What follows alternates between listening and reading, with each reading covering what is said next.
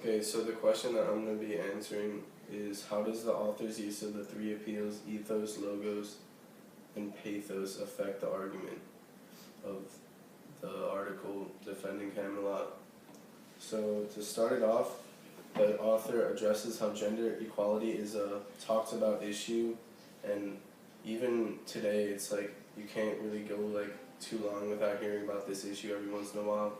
And she states that she has had life experience with both sides and sexes regarding each sex's role in chivalry, and this shed a feeling that the author is considering both sides and has experience enough to form an opinion of chivalry and gender roles in alike.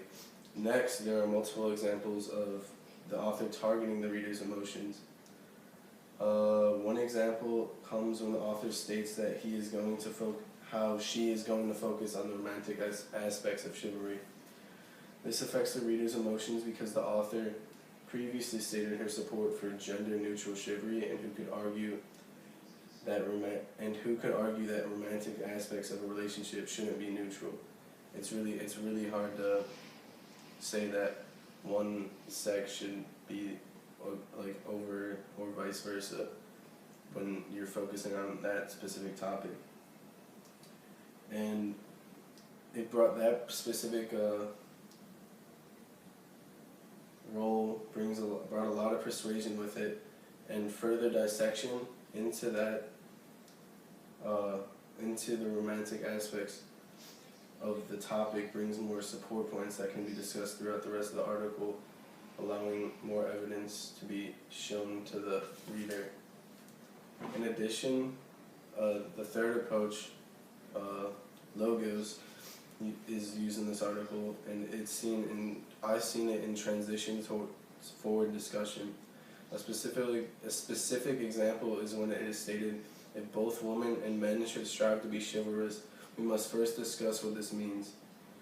So that's appealing to logic, because it's saying that if both women and men should strive to be chivalrous, you at least gotta know what chivalry really is. You need to know the definition of it. So it's setting up for the reader to want to know what it is and read about it.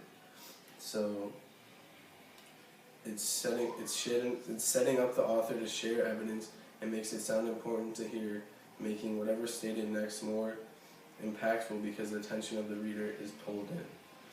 Overall, the strategic placements for the three appeals set up the support to be more argumentative and allowed points of interest that aided the persuasion of the writer's claim to be showcased throughout the article.